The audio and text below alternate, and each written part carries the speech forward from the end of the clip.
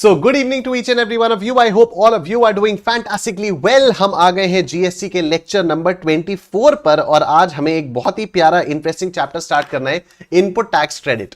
ठीक है, तो इनपुट टैक्स क्रेडिट में बेसिकली अभी तक हम लोगों ने जितना भी पढ़ा हुआ है ना, चैप्टर नंबर 2 से लेकर अभी तक हमने जितना कुछ भी पढ़ा है वो सारी की सारी चीजें ऐसे कंसोलिडेट होंगी। All of it will make so much sense in this chapter input tax credit कि you guys will be amazed. ठीक है, लेकिन मुझे लगता है कि इनपुट टैक्स क्रेडिट से रिलेटेड जो भी सेक्शंस हैं वो हम लोग कल वाली क्लास से ही स्टार्ट कर पाएंगे, क्योंकि आज मुझे देना है आप लोगों को एक तगड़ा वाला बेस। ठीक है, और इस तगड़े वाले बेस के बेसिस पर हम लोग पूरा का पूरा आगे के चैप्टर का डिस्कशन करेंगे। ठीक है, तो बहुत मजा आने वाला है। जो पहली चीज हम लोग बात करेंगे वो होगी process of availment of ITC, वो होगी process of availment of ITC, और बहुत मतलब एकदम रियलिस्टिकली प्रैक्टिकली मैं आप लोगों को बताने वाला हूं। So it's gonna be a lot of fun. ठीक है, अब समझो कि मैं क्या हूं। मैं हूं एक सप्लायर। ठीक है, I am a supplier, right. और मैं माल कहां से खरीद रहा हूं? मैं लेट्स से इन लोगों से माल खरीद रहा हूं, सौरभ, रक्षा, रौनक,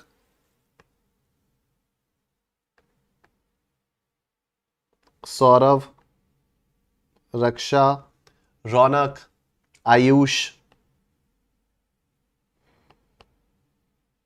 श्रद्धा।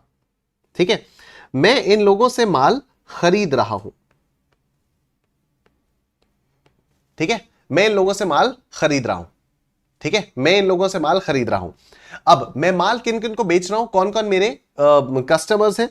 लेट्स से मेरा एक कस्टमर है केशव। ठीक है, लेट्स से मेरा एक कस्टमर है केशव। आयुष आ चुका है, और डिपिंकी। ये मेरे कस्टमर्स हैं, राइट। आर्ची, हेमंत, श्रेया। ठीक है, ये मेरे कस्टमर्स हैं। अब मेरी बात ध्यान से सुनना, इन लोगों को मैं माल सप्लाई कर रहा हूं। इन लोगों को मैं माल सप्लाई कर रहा हूं। I hope this thing is absolutely clear.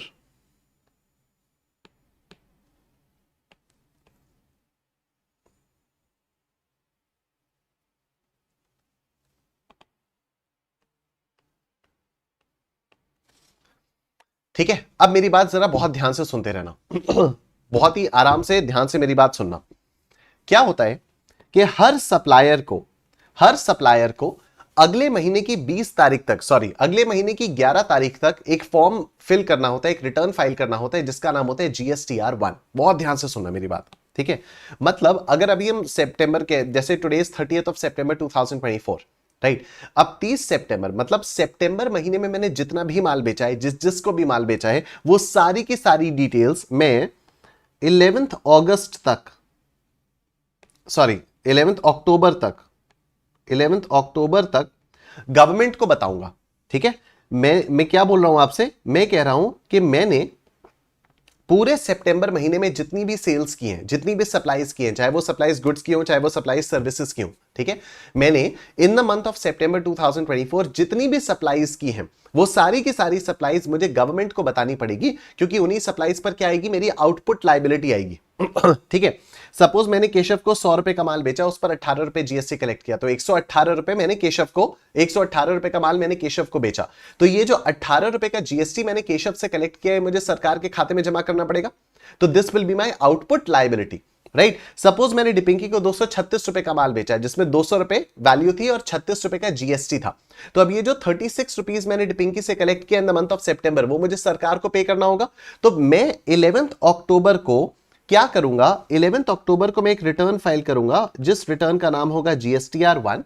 और GSTR1 में मैं बेसिकली बताऊंगा कि मैंने पूरे सितंबर महीने में कितना कितना माल किस किस को बेचा और उस पर मैंने कितना कितना जीएसटी कलेक्ट किया, यानी ये मेरी आउटपुट लायबिलिटी है। यानी ये मेरी output liability. I hope this is absolutely clear.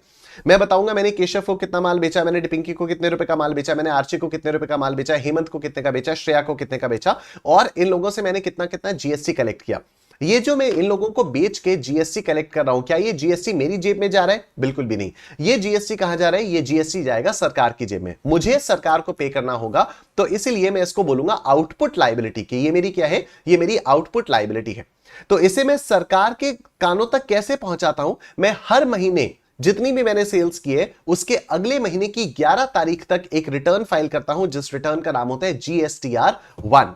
तो यहां पर मैं GSTR1 फाइल करूंगा, जिससे मैं सरकार को बताऊंगा कि देखो मैंने केशव को इतने रुपए का माल बेचा, डिपिंकी को इतने का, आर्ची को इतने का, हेमंत को इतने का, श्रेया को इतने का, और उनसे मैंने इतना इतना जीएसटी कलेक्ट किया, इतना जीएसटी मुझे आपको पे करना है। ये मेरी आउटपुट लायबिलिटी है। क्या यहां तक की बात आप सबको समझ में आ रही है?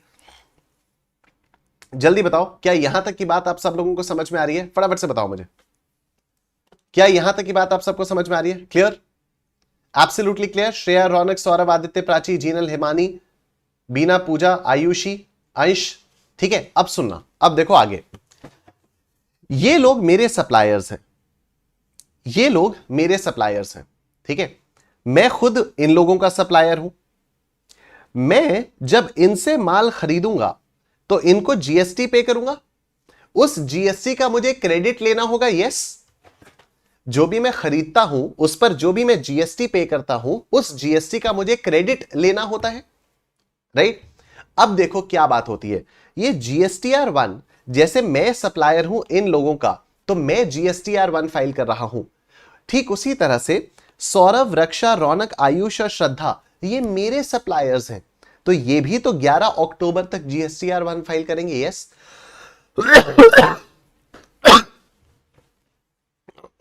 ये भी तो मतलब इनके, सौरभ के बहुत सारे और भी कस्टमर्स होंगे, एक कस्टमर मैं हूं। ठीक है, सौरभ के और भी बहुत सारे कस्टमर्स होंगे, उनमें से एक कस्टमर मैं हूं। तो सौरभ भी तो 11 अक्टूबर तक GSTR1 फाइल करेगा, रक्षा भी तो 11 अक्टूबर तक GSTR1 फाइल करेगी, जिसमें रक्षा सरकार को बताएगी कि मैंने इतने इतने लोगों को इतने इतने रुपए का माल बेचा, निशांत को इतने रुपए का माल बेचा, उससे इतना रुपया जीएसटी कलेक्ट किया, है ना?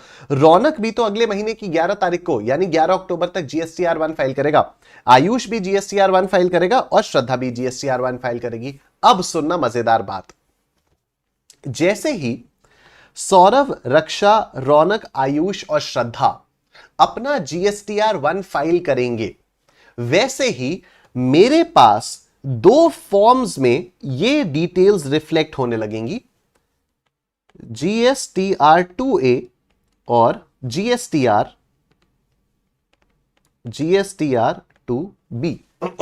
सुनते रहना आराम से, बस बहुत एकदम क्लियर प्रैक्टिकल बात है, दिमाग खुल जाएगा एकदम इस डिस्कशन के बाद।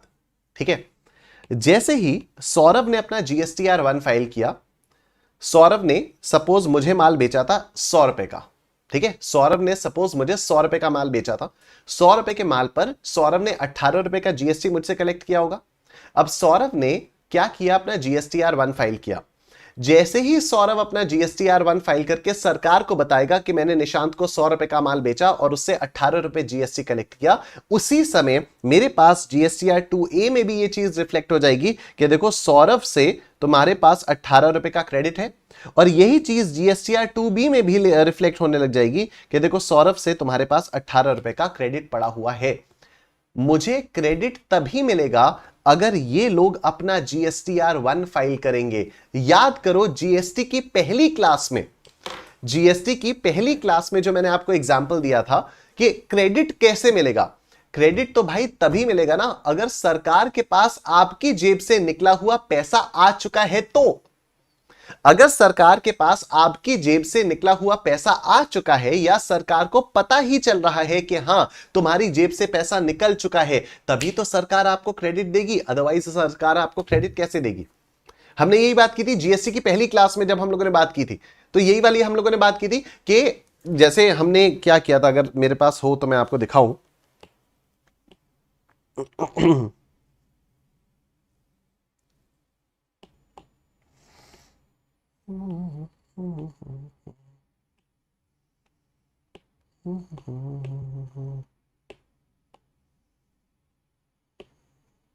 ये रहा, देखो हम लोगों ने यही तो बात की थी। क्या बात की थी हम लोगों ने, देखना, हमने वैट को लेकर बात की थी। वैट को लेकर हम लोगों ने क्या बात की थी कि इस बंदे ने 150 रुपए का सामान खरीदा, 40 रुपए का लेबर लगाया, 20 रुपए के ओवरहेड्स, 35 रुपए का प्रॉफिट, टोटल 245.30 था। सेल्स टैक्स से जोड़ा 30.63 रुपीज का और 275 रुपीज में माल इसको बेचा। 275 रुपीज में माल इसको बेचा, ठीक है। इसने 30 रुपीज 63 पैसे सरकार को जमा कर दिए। एक सेकंड के लिए अगर हम ये माने दोनों के दोनों उत्तर प्रदेश में, यूपी,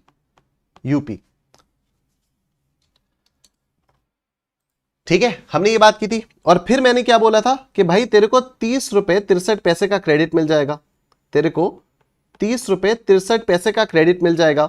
तो तू अपनी जो परचेस प्राइस है वो 245 रुपीज ही ले, यही हम लोगों ने बात की थी, ठीक है। अब अगर ये 245 लिया जाएगा तो यहां पर कितना है 45, 55, 65, 75, 85, तो ये टोटल आया 285।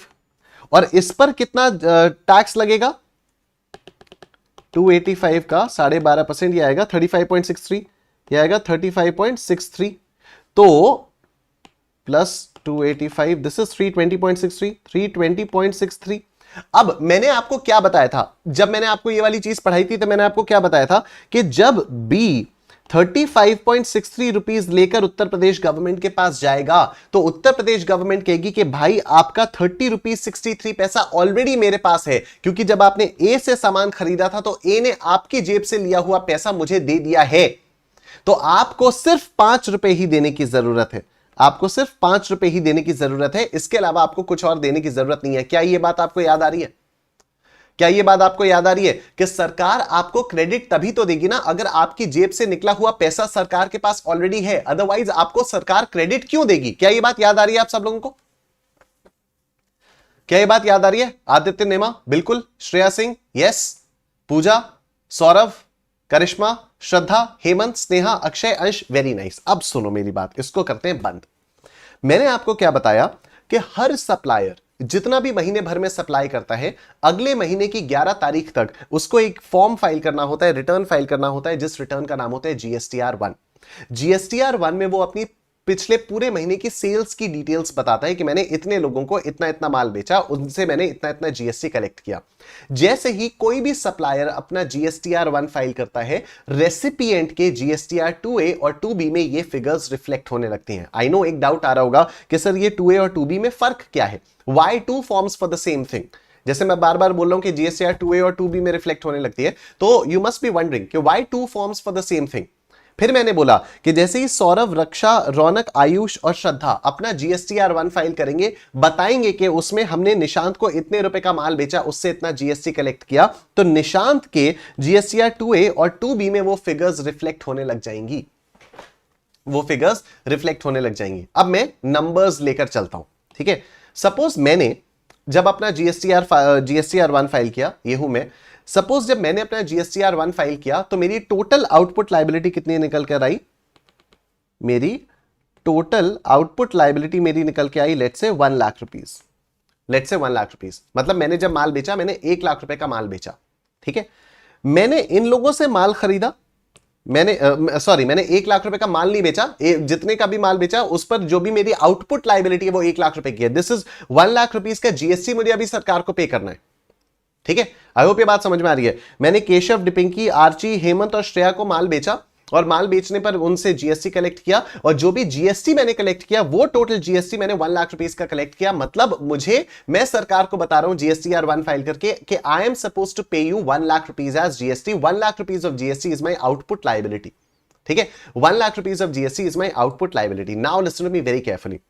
व्हेन सौरभ, रक्षा, रौनक, आयुष एंड श्रद्धा इन्होंने अपना GSTR1 फाइल किया, तो फिर मेरे GSTR 2A और 2B में रिफ्लेक्ट होने लग गया कि हां इन्होंने GSTR1 फाइल किया है। तो सपोज यहां पर निकल के आता है लेट्स से 70,000 और 70,000, ठीक है। अभी दोनों में क्या फर्क है, अभी एक सेकंड के लिए उसको भूल जाओ। अभी फिलहाल के लिए मान लो कि दोनों के दोनों सेम है, 2A और 2B एब्सोल्युटली सेम है, ठीक है। तो इन्होंने भी 11 अक्टूबर तक अपने अपने GSTR1 फाइल किए। इनके जितने भी, सौरभ ने कुछ फाइल किया, रक्षा ने फाइल किया, रौनक ने, आयुष ने, श्रद्धा ने, और टोटल जितना भी जीएसटीआर 1 इन लोगों ने फाइल किए, मेरे जीएसटीआर 2A और 2B में 70,000 आ रहे हैं। मतलब मैं 70,000 रुपीज का जीएसटी इन लोगों को दे चुका हूं। मेरी जेब से 70,000 रुपीज का जीएसटी ऑलरेडी जा चुका है। तो मुझे सरकार को अब कितना जीएसटी पे करना होगा, आप मुझे बताओ फटाफट से चैट सेक्शन। आप मुझे बताओ कि अब मुझे सरकार को कितना जीएसटी पे करना होगा। Quickly quickly everyone. Very nice. Hemant Asnani 30,000 30,000 30,000, absolutely right, absolutely right, 30,000 only. Perfect perfect, all of you are absolutely correct. अब मुझे सरकार को सिर्फ 30,000 रुपीज का जीएसटी देना है। अब ये मैं कैसे करूंगा, तो मैं 20th अक्टूबर को मैं एक और रिटर्न फाइल करूंगा, जीएसटीआर 3B। मैं जीएसटीआर 3B अपना रिटर्न फाइल करूंगा और इसमें मैं बताऊंगा कि मेरी total output liability as per GSTR 1 1 lakh रुपए की आती है, लेकिन input tax credit as per GSTR 2B मेरे पास 70,000 रुपीज का है। तो अब मैं 30,000 रुपीज आपको कैश में दूंगा। अब मैं 30,000 रुपीज आपको कैश में दूंगा और मैं 30,000 रुपीज का जीएसटी पे कर देता हूं। अभी आपको बात समझ में आ रही है?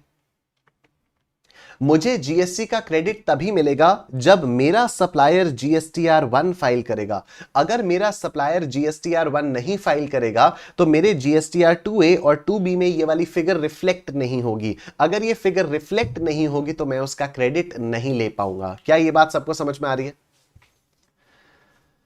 क्या ये बात आप सब लोगों को समझ में आ रही है? यस।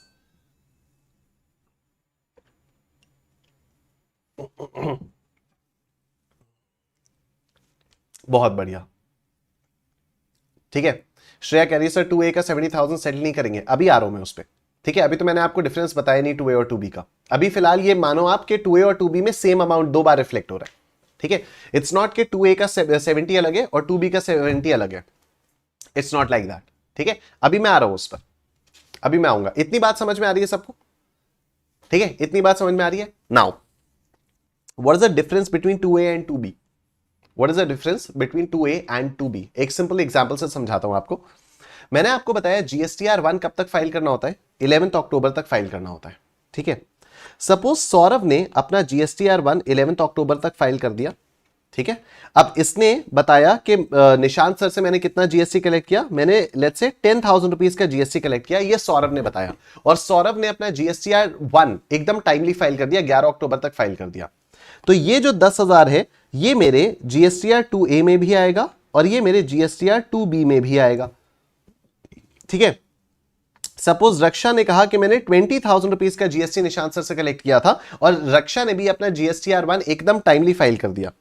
रक्षा ने भी अपना जीएसटीआर 1 एकदम टाइमली फाइल कर दिया, ठीक है। जब रक्षा ने टाइमली फाइल कर दिया तो ये 20,000 रुपए यहां पर भी आ गया, ये 20,000 रुपए यहां पर भी आ गया, ठीक है।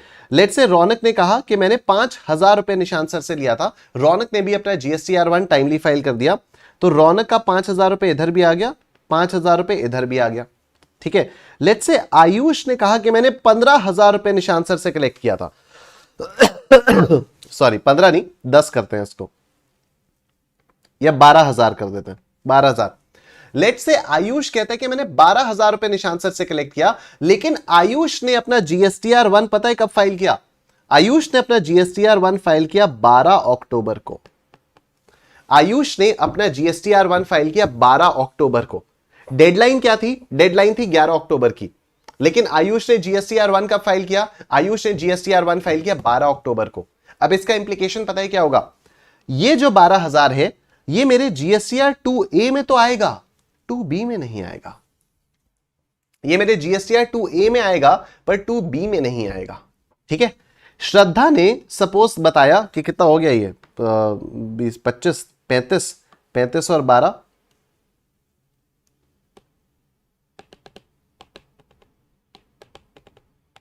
47 ना, तो 70,000 माइनस 47 23, ठीक है। श्रद्धा ने कहा कि मैंने निशांत सर से 23,000 रुपए का जीएसटी लिया था और श्रद्धा ने अपना GSTR1 टाइमली फाइल कर दिया। तो अब क्योंकि श्रद्धा ने अपना GSTR1 टाइमली फाइल कर दिया तो ये 23,000 इधर भी आएगा और ये 23,000 इधर भी आएगा। कितना आया? ये 70 हो गया, ये 70 हो गया। लेकिन GSTR2B में कितना आया? 10,000 प्लस 20,000 प्लस 5,000 प्लस 23,000 कितना आया? 58,000 ये आया। अब मुझे क्रेडिट पता है किसका मिलेगा? मुझे क्रेडिट पूरे 70,000 रुपए का नहीं मिलेगा, मुझे क्रेडिट सिर्फ 58,000 रुपीज का ही मिलेगा। इस 12,000 रुपए का क्रेडिट मुझे नहीं मिलेगा। आराम से सुनते रहना बात, सारे डाउट्स आपके क्लियर हो जाएंगे, बस आराम से सुनते रहना। मतलब अब जब मैं 20 अक्टूबर को अपना GSTR3B फाइल करूंगा, क्या फाइल करूंगा? जब मैं 20 अक्टूबर को अपना GSTR3B फाइल करूंगा तो मैं लिखूंगा आउटपुट लायबिलिटी 1 लाख रुपए less ITC as per GSTR3B 58,000 rupees, और मुझे सरकार को कितना पे करना पड़ेगा? मुझे 42,000 रुपीज सरकार को पे करना पड़ जाएगा। 12,000 में ऑलरेडी दे चुका हूं, लेकिन अभी भी मुझे 12,000 एक्स्ट्रा अपनी जेब से सरकार को देना पड़ेगा, क्योंकि आयुष ने GSTR1 टाइमली फाइल नहीं किया। अगर आयुष ये GSTR1 11 अक्टूबर तक फाइल कर देता तो ये 12,000 रुपए मेरे GSTR2A में भी रिफ्लेक्ट होता, 2B में भी रिफ्लेक्ट होता, और मैं पूरे के पूरे 2B का क्रेडिट यहां पर ले पाता। लेकिन क्योंकि आयुष ने अपना GSTR1 टाइमली नहीं फाइल किया, तो क्या मैं 20 अक्टूबर को जीएसटी पे करते समय आयुष को पे किए हुए जीएसटी का क्रेडिट ले सकता हूं? The answer is no. इतनी बात समझ में आ रही है? आपके सारे डाउट्स अभी क्लियर होंगे, जस्ट इतना बता दो कि इतनी बात समझ में आ रही है। इतनी बात समझ में आ रही है? मतलब कोई भी सप्लायर GSTR1 अगर टाइमली फाइल करेगा तभी रेसिपिएंट के GSTR2B में आएगा, अदरवाइज वो 2A में तो रहेगा लेकिन 2B में नहीं आएगा। यह बात समझ में आ रही है? जल्दी बताओ, जल्दी बताओ। इतनी बात क्लियर? इतनी बात क्लियर? अभी आपके और सारे डाउट्स हैं, वो सारे के सारे डाउट्स क्लियर होंगे। यस, इतनी बात क्लियर हो रही है? फटाफट से बताओ मुझे। विनोद, श्रेया, लीशा, प्राची, अक्षय। Yes, perfect. सुनो अब मेरी बात। डाउट ये आ सकता है कि सर जस्ट बिकॉज आयुष ने GSTR1 टाइमली फाइल नहीं किया तो मुझे तो 12,000 रुपए का नुकसान हो गया।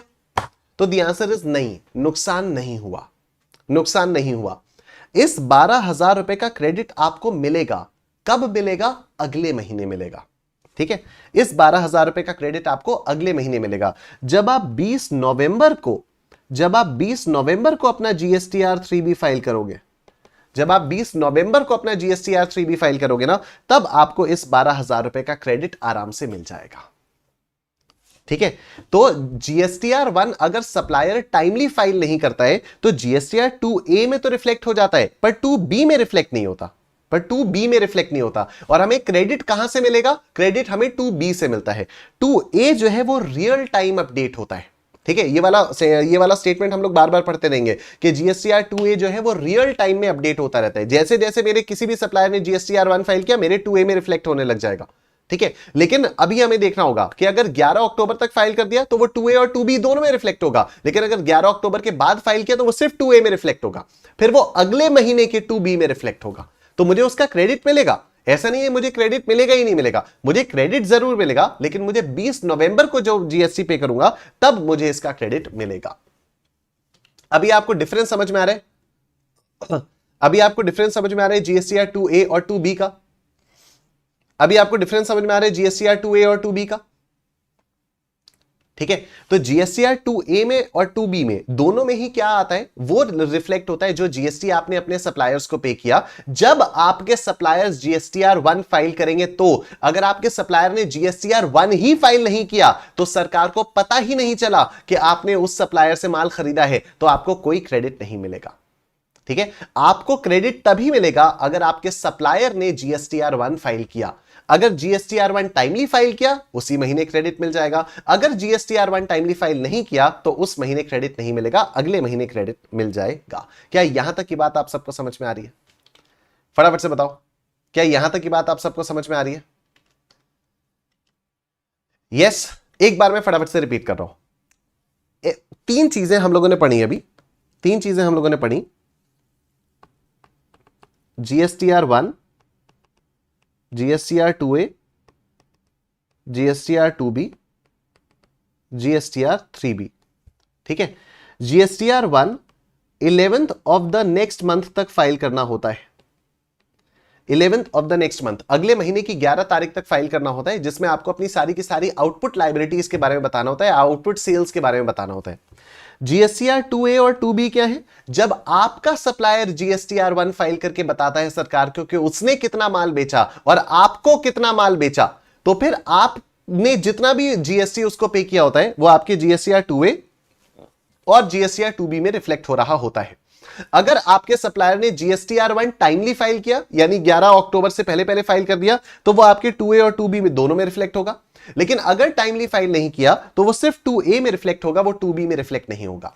3B क्या है? आप 20 अक्टूबर तक GSTR 3B फाइल करते हो। GSTR 3B में आप बताते हो कि मेरी total output liability as per GSTR 1 इतनी है और मैं ITC कितना ले रहा हूं फ्रॉम GSTR 2B। ITC आप 2A से नहीं ले सकते, आप उन्हीं सप्लाईज का ITC ले सकते हो जो 2B में रिफ्लेक्ट हो रही हैं, उन्हीं परचेजेस का ITC ले सकते हो जो 2B में रिफ्लेक्ट हो रही हैं। तो आप बताते हो सरकार को कि देखो मेरी total output liability as per GSTR 1 इतनी है, मैं ITC ले रहा हूं फ्रॉम GSTR 2B इतने रुपए का, और जो भी बैलेंस है वो मैं आपको पे कर रहा हूं।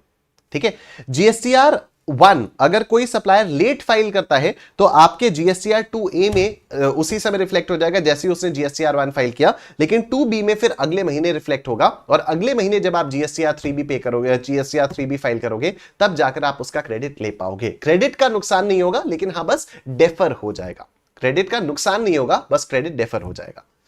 ठीक है, what is the logic behind all of this?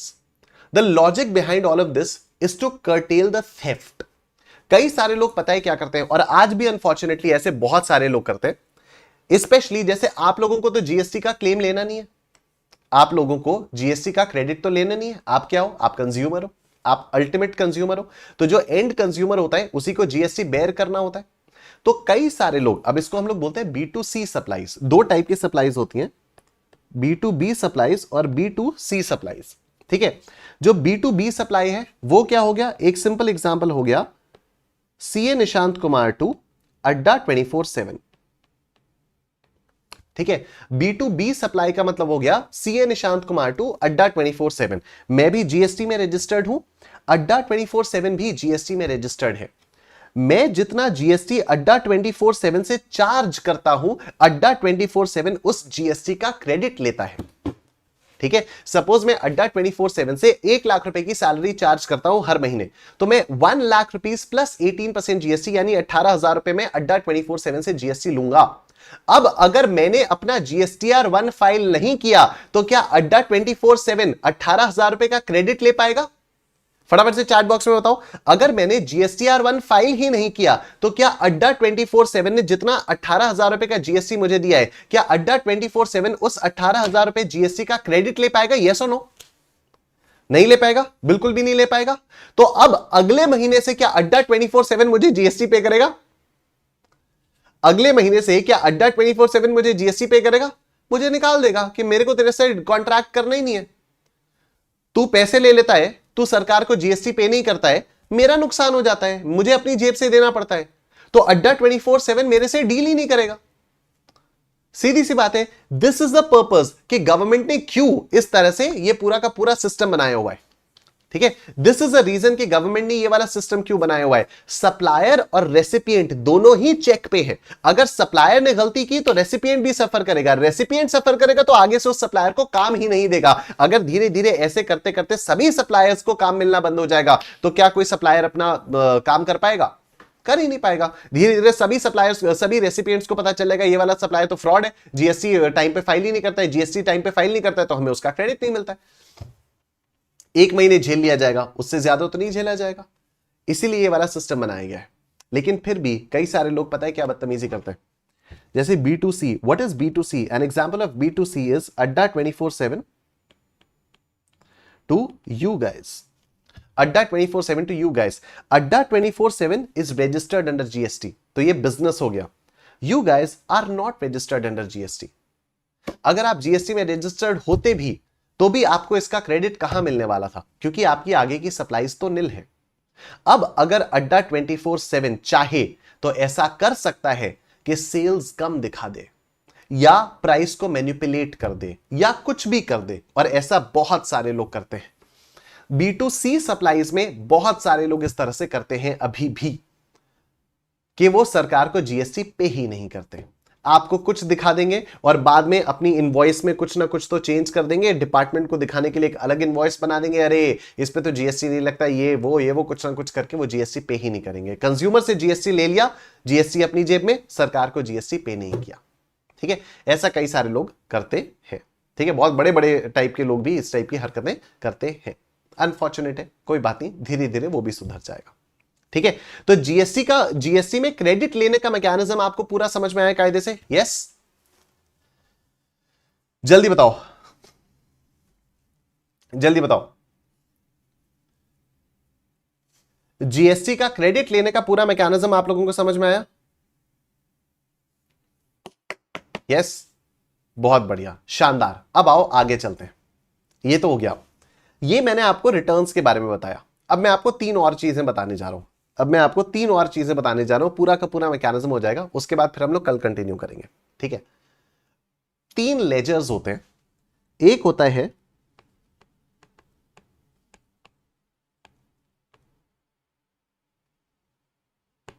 Electronic credit laser, एक होता है इलेक्ट्रॉनिक कैश लेजर, और एक होता है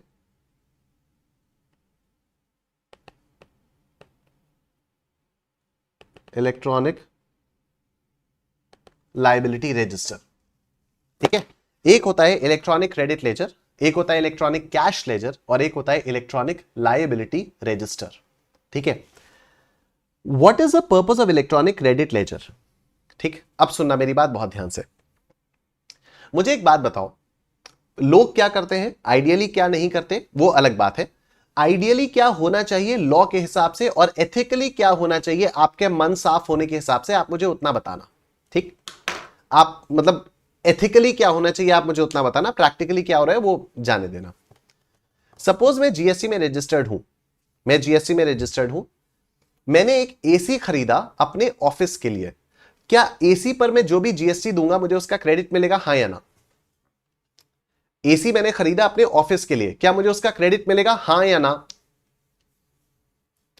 मिलेगा, बिल्कुल मिलेगा। एसी खरीदा अपने ऑफिस में लगाया, तो क्या हो गया, इन द कोर्स और फर्दरेंस ऑफ बिजनेस मैंने खरीदा है, उसका क्रेडिट मुझे मिल जाएगा। एकदम सीधी सी बात है, एकदम सीधी सी बात है।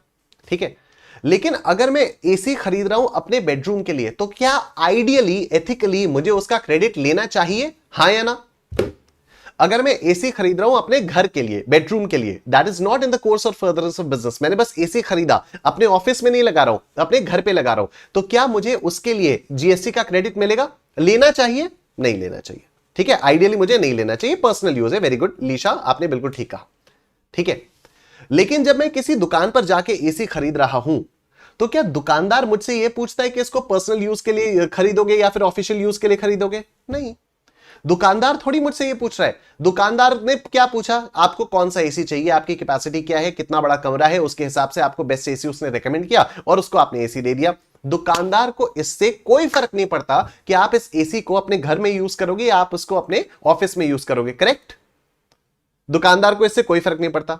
दुकानदार ने अगर आपको 50,000 रुपीज का एसी बेचा और उसके ऊपर 9,000 रुपीज का जीएसटी चार्ज किया, तो दुकानदार जब जीएसटीआर 1 फाइल करेगा तो चुपचाप ये दिखाएगा कि उसने आपको 50,000 रुपीज का एसी बेचा है, उस पर 9,000 रुपीज का जीएसटी चार्ज किया है। यस, और अगर दुकानदार ने अपना जीएसटीआर 1 फाइल किया, तो क्या आपके 2A और 2B दोनों में ये 9,000 रुपीज वाला आईटीसी दिखाई देगा?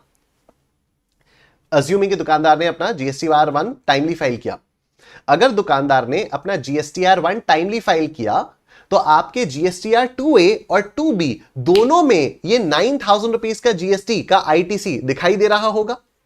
यस और नो? बिल्कुल दिखाई दे रहा होगा। अगर आपने इस एसी को घर के लिए खरीदा है, ठीक है, हां बिल्कुल सही कहा श्रद्धा, जीएसटीआर 1 में है तो दिखाई देगा, बिल्कुल ठीक है।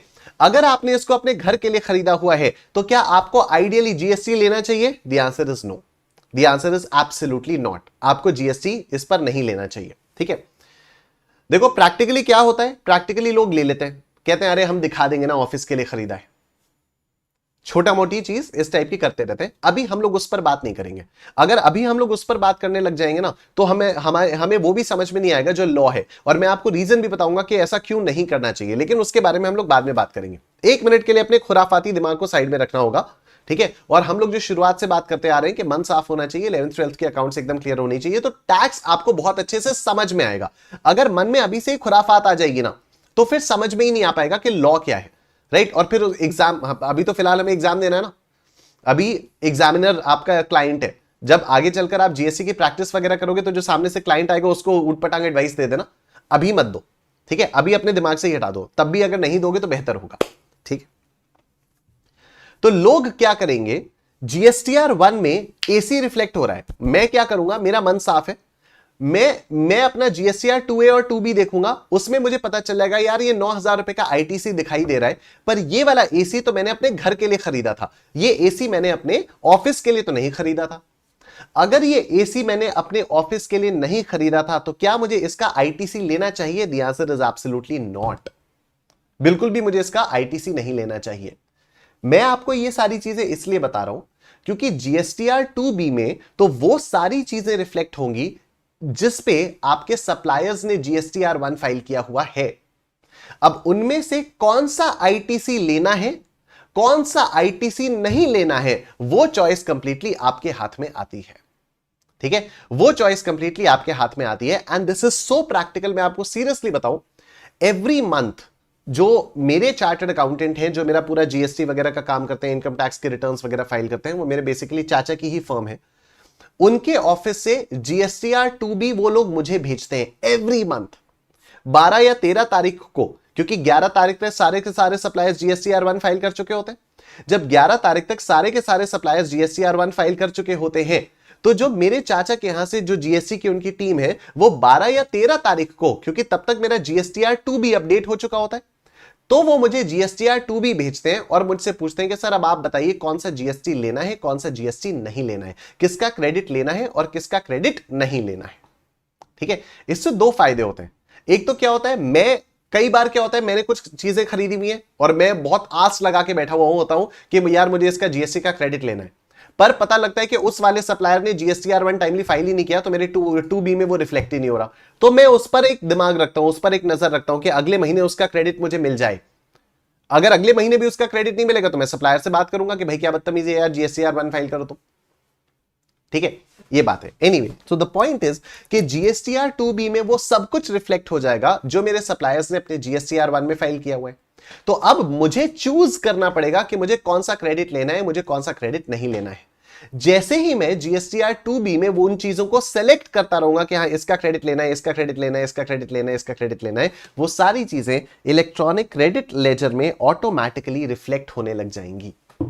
वो सारी चीजें इलेक्ट्रॉनिक क्रेडिट लेजर में ऑटोमेटिकली रिफ्लेक्ट होने लग जाएंगी, ठीक है।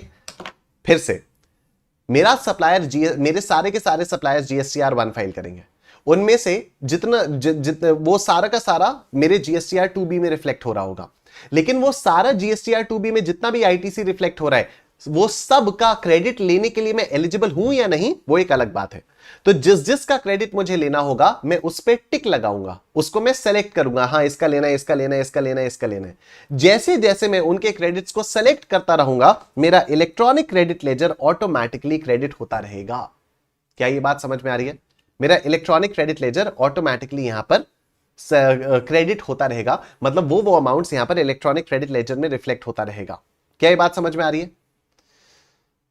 यस, रौनक, लीशा, साक्षी, आयुषी, स्नेहा, पूजा, आदित्य, करिश्मा, अंश, जीनत, मोहित, प्राची, वेरी नाइस।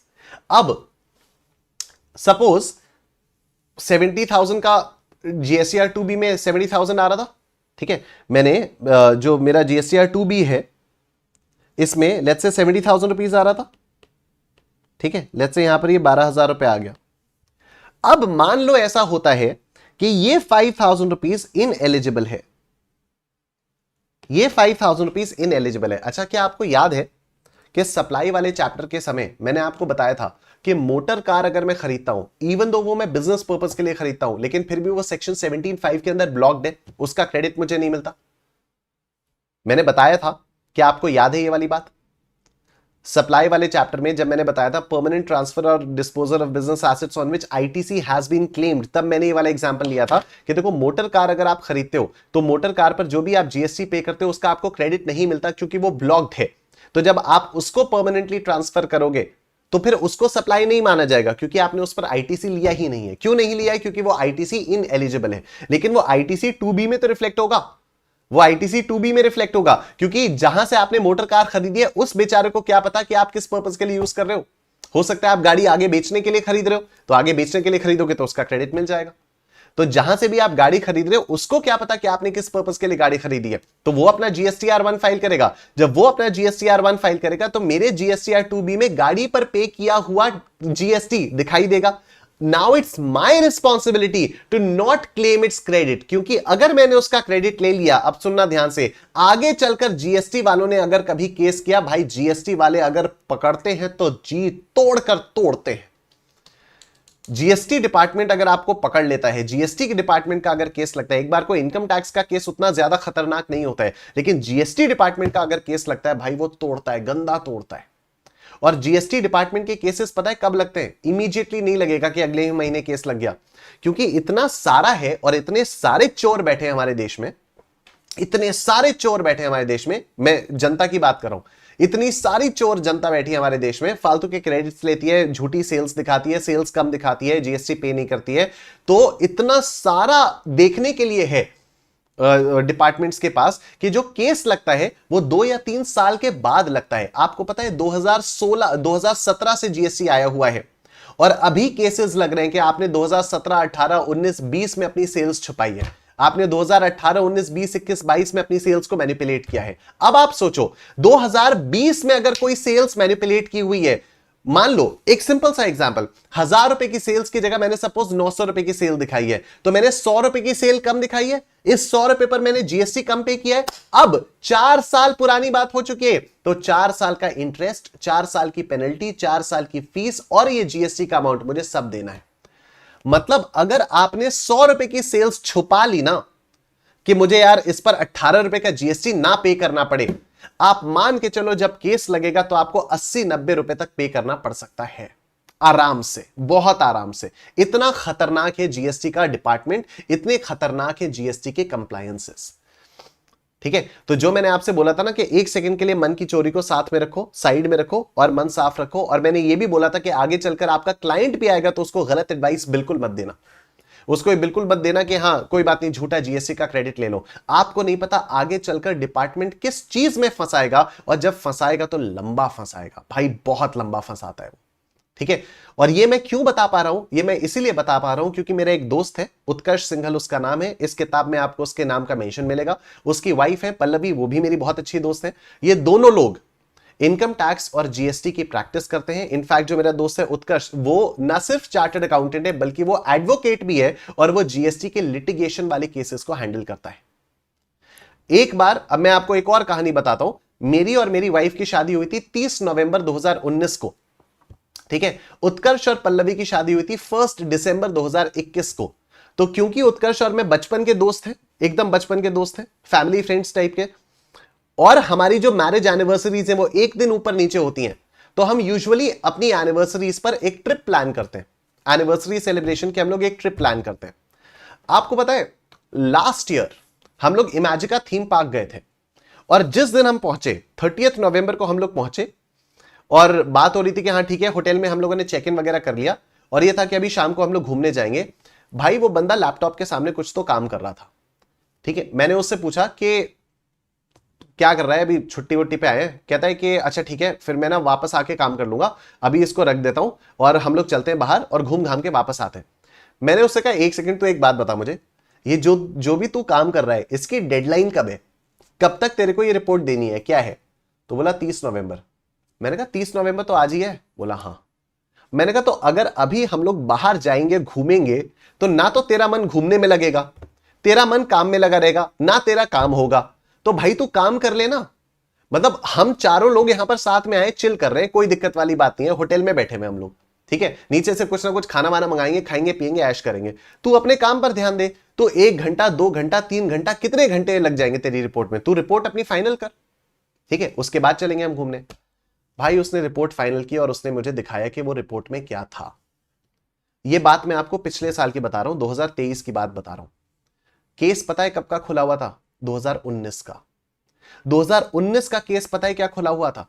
केस ये खुला हुआ था कि आपने जो जीएसटीआर 1 में अपनी टोटल आउटपुट लायबिलिटी दिखाई है और जो आपने जीएसटीआर 3B फाइल करते हुए लिखा है total output liability as per GSTR 1, as per GSTR 1, इसमें और इसमें डिफरेंस है, इसमें और इसमें डिफरेंस है। आपने जीएसटी की चोरी की है। और ये बंदा उत्कर्ष सिंघल, ये उसका पूरा ड्राफ्ट, उसका पूरा रिप्लाई ड्राफ्ट कर रहा था डिपार्टमेंट को भेजने के लिए, क्योंकि 30 नवंबर की डेडलाइन थी, 30 नवंबर की शाम तक उसको रिप्लाई भेजना ही था। मैं बात कर रहा हूं 2023 की। केस कब का खुला था? केस खुला था 2019 का। जीएसटी डिपार्टमेंट जब केस खोलता है तो आपने अभी जीएसटी चाहे कितना बचा लिया हो, बाद में अगर आपका केस खुला तो भाई बहुत गंदी मार पड़ती है, अनलेस आपके पास सॉलिड प्रूफ हो, ठीक है। जैसे इस वाले केस में जो जिसपे उत्कर्ष काम कर रहा था वो एक बहुत ही क्लेरिकल टाइप का एरर था, ठीक है, तो उसमें कोई प्रॉब्लम नहीं हो, तो रिप्लाई ड्राफ्ट कर देगा, डिपार्टमेंट को समझा भी देगा कि नहीं ऐसी कोई चोरी नहीं की है, ये क्लेरिकल है, एक जगह इधर की जगह उधर लिख दिया वगैरह वगैरह। लेकिन जब जीएसटी डिपार्टमेंट फंसाता है, गंदा फंसाता है, 100 रुपए की सेल्स बचाओगे, 100 रुपए की सेल्स कम दिखाओगे कि 18 रुपए जीएसटी कम पे करना पड़े, जब 3-4 साल बाद केस खुलेगा 80 रुपए का जीएसटी देना पड़ेगा। तो इसलिए हमेशा यही है भाई, क्रेडिट उतना लो जितना आपको पता है कि क्रेडिट लेना चाहिए। लॉ के अगेंस्ट जीएसटी में जाने की कोई जरूरत नहीं है, गंदा फंसता है, गंदा फंसता है, बहुत गंदा फंसता है, ठीक है। मेरी लगातार बात होती रहती है, मैं किसी दिन उसको YouTube पे ले भी आऊंगा सेशन में, अगर आप लोगों का मन हो तो, कि मैं उसको YouTube पे सेशन में ले आऊंगा, उससे पूछूंगा भाई प्रैक्टिकल बातें बताओ, तुम लोग पूछ लेना क्या क्या प्रैक्टिकल बातें, एक 1-on-1 कॉन्वर्सेशन कर लेंगे, if you guys are willing, if you guys are willing, ठीक है। मैं उसको ले आऊंगा YouTube पे, उससे रिक्वेस्ट करूंगा कि भाई YouTube पे आ जा, चलेगा ना सर? ठीक है, प्लान करते हैं ऐसा कुछ, ठीक है, ऐसा कुछ हम लोग प्लान करते हैं। बहरहाल मैं आपको क्या बता रहा था कि जीएसटीआर 2B में वो सारी की सारी चीजें रिफ्लेक्ट हो जाएंगी जो आपके सप्लायर्स ने जीएसटीआर 1 में फाइल किया है। Now it's your responsibility to decide कि आपको किसका क्रेडिट लेना है, किसका क्रेडिट नहीं लेना। जिन जिन चीजों का आप क्रेडिट लेते रहोगे, सिलेक्ट करते रहोगे, वो चीजें आपके जीएसटी वो चीजें आपके इलेक्ट्रॉनिक क्रेडिट लेजर में रिफ्लेक्ट होती रहेंगी कि हां भाई इनका क्रेडिट लिया जा सकता है। What is electronic cash ledger? Electronic cash ledger is like an Amazon wallet, is like a Paytm wallet, ठीक है। जब आप पेटीएम वॉलेट में अगर आपके पास पैसा है, अगर आपके पास पेटीएम वॉलेट में पैसा है, तो उस पैसे को आप यूज कर सकते हो बिजली का बिल भरने के लिए भी, पिक्चर का टिकट बुक करने के लिए भी, फ्लाइट का टिकट बुक करने के लिए भी, ट्रेन का टिकट बुक करने के लिए भी, और किसी और को पैसा ट्रांसफर करने के लिए भी, अगर आपके पेटीएम वॉलेट में पैसा है तो इलेक्ट्रॉनिक कैश लेजर एग्जैक्टली एक वॉलेट की तरह से काम करता है, एग्जैक्टली एक वॉलेट की तरह से काम करता है। सपोज यहां पर जीएसटीआर 2B में जो 70,000 आ रहा है, इसमें से ये हुआ कि भाई 5,000 रुपए इन एलिजिबल है। अगर 5,000 रुपए इन एलिजिबल है तो मैंने बाकी सबको सिलेक्ट किया, बाकी सबको सिलेक्ट करने पर इलेक्ट्रॉनिक क्रेडिट लेजर में कितना बैलेंस आ जाएगा? 65,000 रुपीज का आ जाएगा, 65,000 रुपीज का आ जाएगा। मेरी टोटल आउटपुट लायबिलिटी कितनी थी? मेरी टोटल आउटपुट लायबिलिटी थी 1 लाख रुपीज की। जीएसटीआर 1 में मैंने अपनी टोटल आउटपुट लायबिलिटी कितनी बताई थी? 1 लाख रुपीज की बताई थी। अब 1 लाख रुपीज में से 65,000 रुपीज का तो मुझे क्रेडिट मिल जाएगा, 35,000 रुपीज मुझे कैश से पे करना पड़ेगा। तो मैं क्या करूंगा, अपने बैंक अकाउंट से मैं पहले पैसा ट्रांसफर करूंगा इलेक्ट्रॉनिक कैश लेजर में, अपने बैंक अकाउंट से मैं पहले पैसा ट्रांसफर करूंगा इलेक्ट्रॉनिक कैश लेजर में, और फिर एक बार जब इलेक्ट्रॉनिक कैश लेजर में बैलेंस आ गया तो इसको यूज करके फिर मैं आगे जीएसटी पे कर सकता हूं। अगर कोई इंटरेस्ट, पेनल्टी, फीस वगैरह कुछ भी है तो मैं उसको पे कर सकता हूं। तो इलेक्ट्रॉनिक क्रेडिट लेजर क्या है? जैसे जैसे मैं जीएसटीआर 2B में टिक करता रहूंगा कि हाँ इसका क्रेडिट लेना है, इसका क्रेडिट लेना है, इसका क्रेडिट लेना है, तो वो इलेक्ट्रॉनिक क्रेडिट लेजर में रिफ्लेक्ट होता रहेगा। उसके बाद मैं देखूंगा कि मेरी output liability as per GSTR 1 कितनी है और इलेक्ट्रॉनिक क्रेडिट लेजर में मैं कितना क्रेडिट कर चुका हूं। जो भी बैलेंस है उतना मैं पैसा अपने इलेक्ट्रॉनिक कैश लेजर में ट्रांसफर करूंगा और उसके बाद मैं इसको पे करूंगा इलेक्ट्रॉनिक कैश लेजर से। जो इलेक्ट्रॉनिक लायबिलिटी रजिस्टर होता है उसका काम बड़ा सिंपल है, वो सिंपली इतना बताता है कि कितना जीएसटी पे है, कितना नहीं है, कितना क्या है क्या नहीं है। ठीक है, इलेक्ट्रॉनिक लायबिलिटी रजिस्टर में यह बताया जाता है कि भाई टोटल आउटपुट लायबिलिटी तुम्हारी इतनी थी, आपने पेमेंट किया थ्रू इलेक्ट्रॉनिक क्रेडिट लेजर। अभी तक मैं लिख अलग रहा था, अभी तक मैं लिख रहा था less ITC as per GSTR 2B, वो आप सिर्फ आपको समझाने के लिए था। लेकिन नाउ यू नो कि payment through electronic credit laser will make much more sense, क्योंकि जीएसटीआर 2B में जितना भी रिफ्लेक्ट हो रहा है सबका आईटीसी थोड़ी ले सकते हो।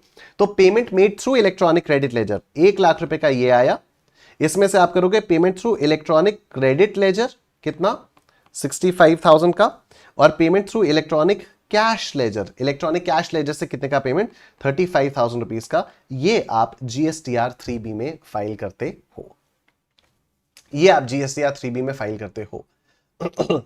क्या ये बात आप सबको समझ में आ रही है? क्या ये बात आप सबको समझ में आ रही है? Yes, getting it everyone?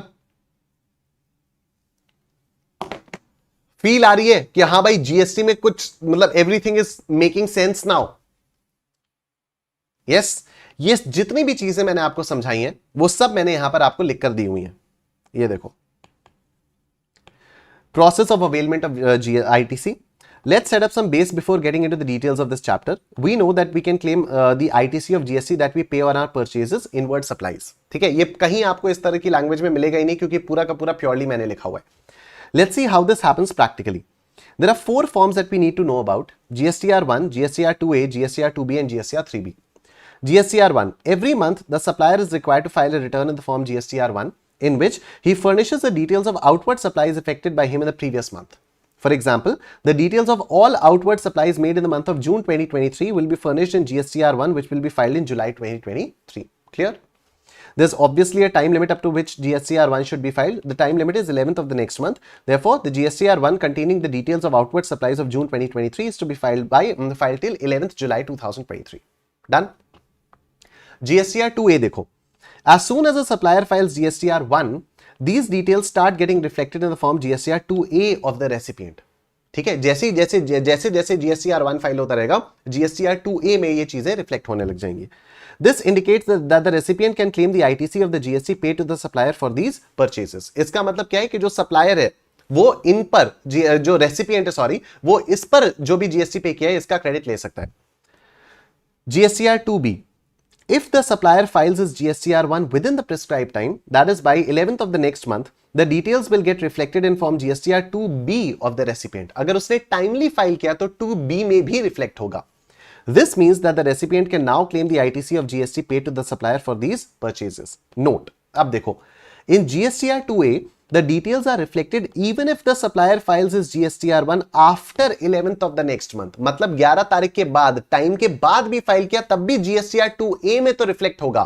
However, in GSTR 2B, the details are reflected only if the supplier files his GSTR 1 by the 11th of the next month. Timely file किया तभी GSTR 2B में आएगा. Recipient will be able to avail ITC of only those purchases which are reflected in its GSTR 2B. ठीक है, तो आप सिर्फ उसी का क्रेडिट ले पाओगे जो GSTR 2B में फाइल है, 2B में है. Let's take an example to understand this. Suppose I make the following purchases in June 2023. उत्कर्ष से मैंने सपोज 10,000 का माल खरीदा, उसको 1,800 रुपए जीएसटी दिया. पल्लवी से मैंने सपोज 15,000 रुपए का माल खरीदा, 2,700 रुपए जीएसटी दिया. चारू से मैंने सपोज 20,000 का माल खरीदा, 3,600 रुपए का जीएसटी दिया. टोटल मैंने 45,000 रुपए का माल खरीदा और 8,100 रुपए का मैंने जीएसटी दिया.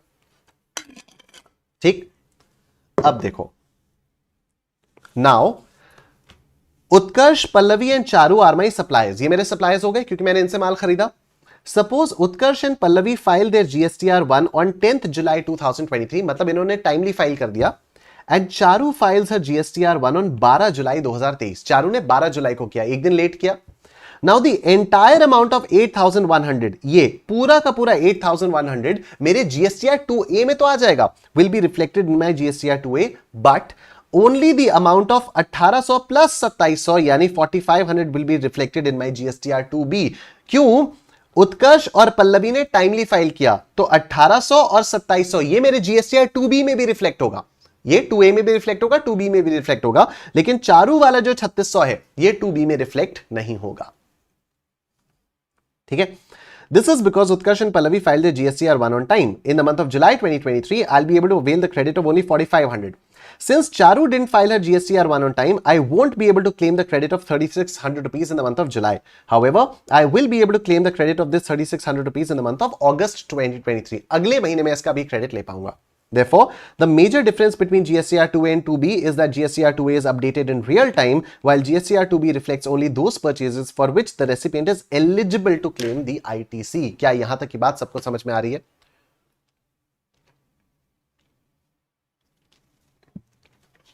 Yes?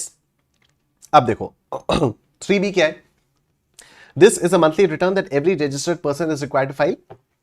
In this return, the registered person takes into account his output liability arising from the sales effected in the previous month, reduces this output liability by the amount of eligible ITC as reflected in GSTR 2B and pays the difference to the government. तो हम GSTR 1 से अपनी total output liability निकालते हैं, GSTR 2B में जो भी ITC होता है उसमें से जितना भी एलिजिबल होता है उससे हम अपनी आउटपुट लाइबिलिटी को रिड्यूस करते हैं और जो भी डिफरेंस होता है वो सरकार को देते हैं। This return is filed by 20th of the next month. Let's take an example to understand this. In fact, let's continue the previous example. जो उत्कर्ष पल्लवी चारू वाला example चल रहा था उसी को कंटिन्यू करते हैं। I am a supplier and I supply professional services to एकाग्रता। मैं professional services किसको दे रहा हूं? एकाग्रता को दे रहा हूं। Suppose I raise the invoice of 1 lakh rupees for the month of June 2023. I'll obviously charge GST on it at 18% and the GST amount will be 18,000 rupees.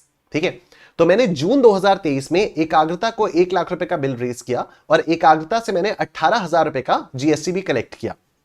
Now I am suppose to pay this 18,000 rupees to the government. ये 18,000 रुपए मेरी output liability होगी। This is my output liability. However, I had also purchased goods from Utkarsh Pallavi and Charu.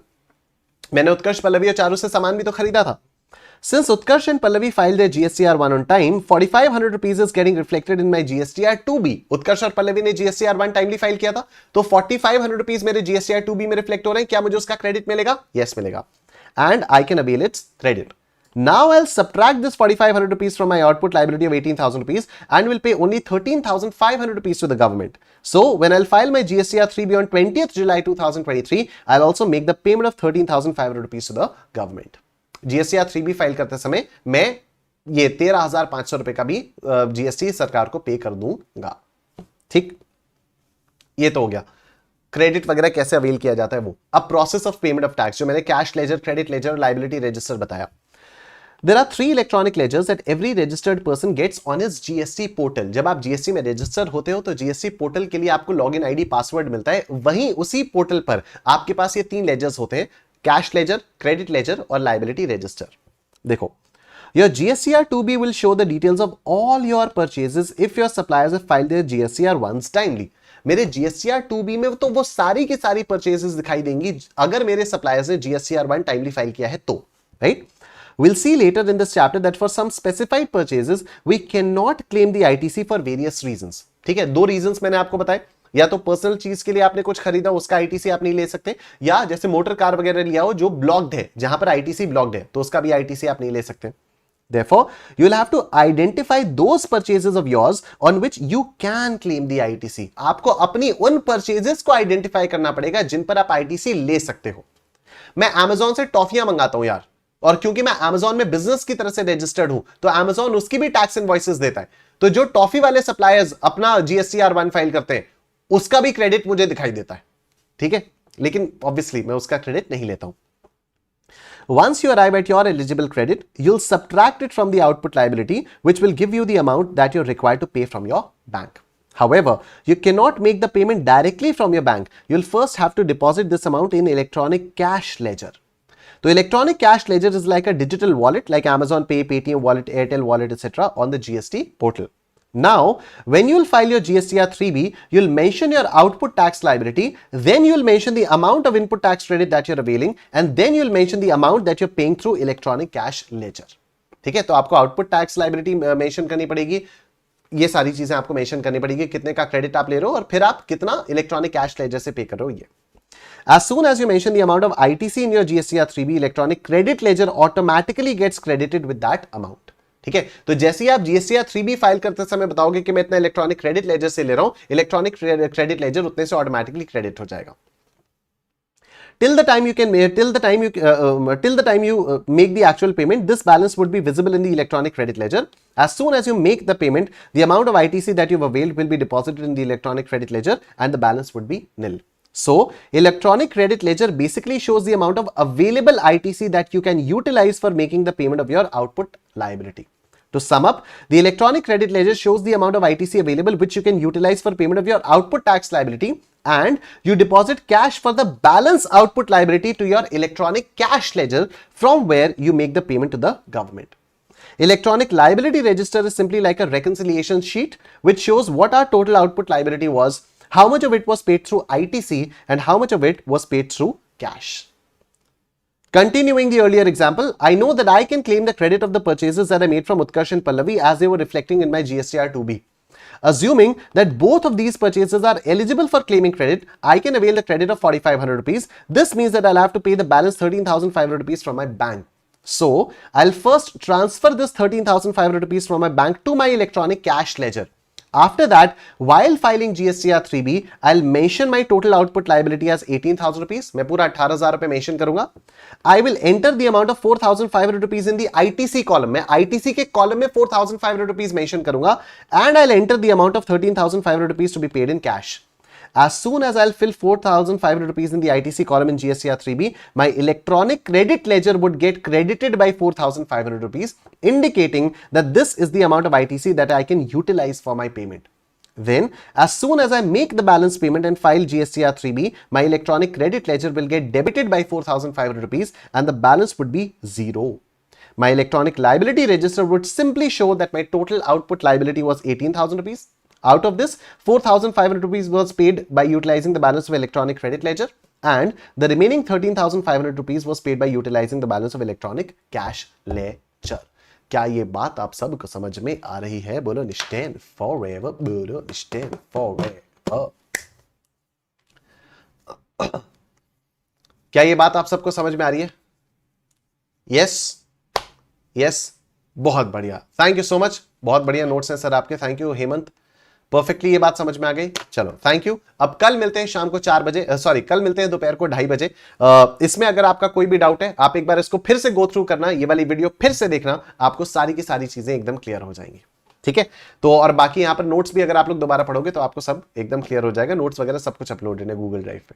ठीक, thank you so much everyone. Take care, अपना ध्यान रखो. Bye bye.